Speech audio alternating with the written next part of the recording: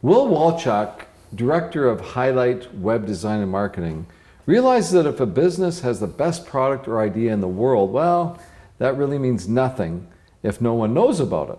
That's where Hiilite shines bright. Will is here today to talk about how Hiilite brings emotionally affecting design, marketing, analytics, and business principles together to help businesses achieve success. And he'll share his 3 quotes to live by. Welcome to Biz One-on-One, Will. Thank you, sir. So, design, marketing, you're essentially a marketing, branding agency. What the heck is that in today's world? So it's, you know what, the funny thing is that everyone seems to think, you know, there's so many new mediums out there and we need to worry about. We apply solid branding and marketing fundamentals across a whole bunch of different platforms. So it's essentially, how do we take your brand or your product or your business and get it out in front of the right people with the right message? And where we're really focused is, how do you measure that? How do you measure that you're doing it well? So in 2017, it's so much easier to be able to say, hey, here's what we're doing, and here's how well it's working. And that's your key part of the business, is sort of the analytics of it. And I'm not a good old days guy. It's so great in today's world where you can spend money on getting your message out there and you can tell whether it's working or not. Absolutely. So I think what's changed in the last 30, 40 years is you don't need a massive budget to get a massive following. What social media has done, what all of these different channels have done, is given companies and individuals access to massive followings, and finding where their early adopters are going to be. Where are those innovators? Where's their following? So my strength, you mentioned, is the analytics side. My background is actually in engineering. So when we went into the marketing side of things, it was, we're approaching this from a very, very empirically driven perspective. How do we measure? How do we figure out where the return on investment is coming from? So I always say, we've got some really, really talented designer, and my wife is one of them. Yeah, and your company is a husband and wife team, right? It is indeed, and she's the best designer I've ever met.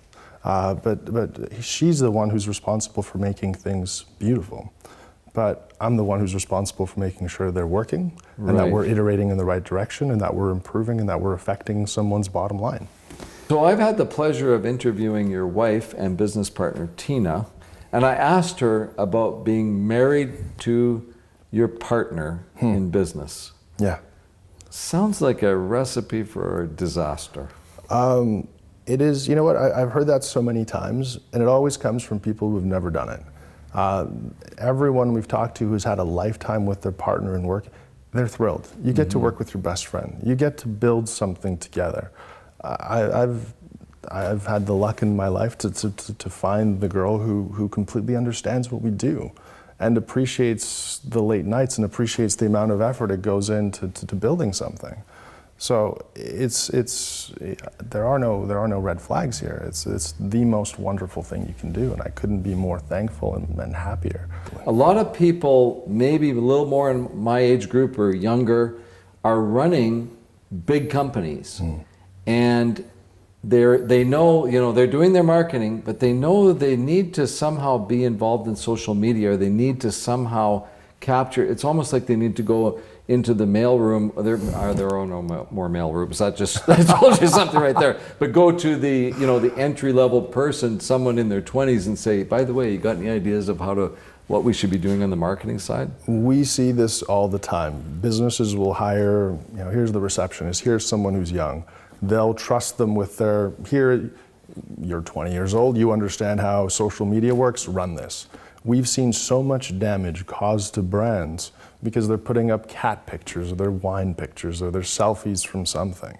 And it's, just because you're young, it doesn't mean that you understand what the purpose is. Yes, you can make noise and you're more cavalier about it and less reserved, so you're going to put a whole bunch of stuff up there, but it just adds to the noise.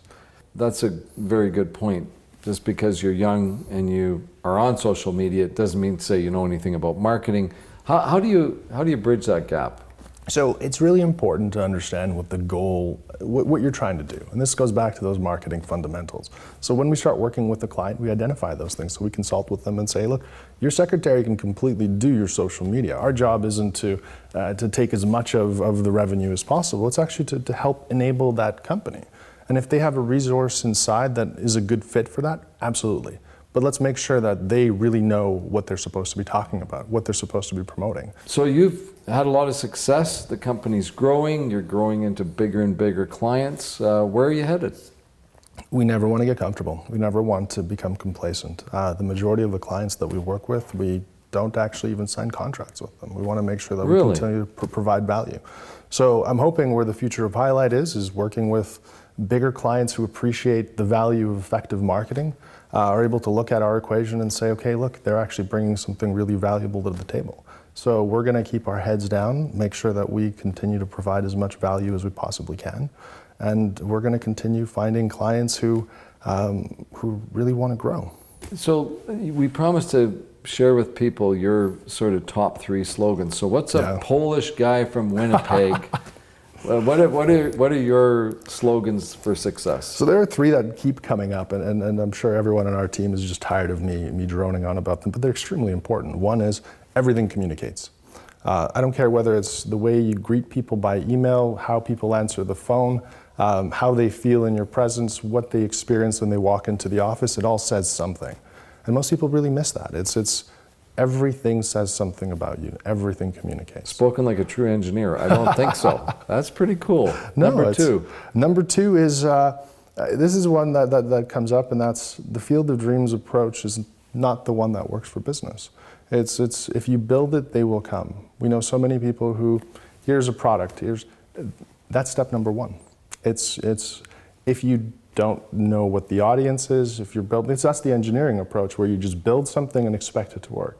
It turns out marketing really needs to lead that initiative. You need to have a really good understanding of your audience, of what their needs are, and how it is you're supposed to communicate with them. How are they going to come and why are they going to come before we start building anything? Exactly. Yeah, that's one that we constantly talk about.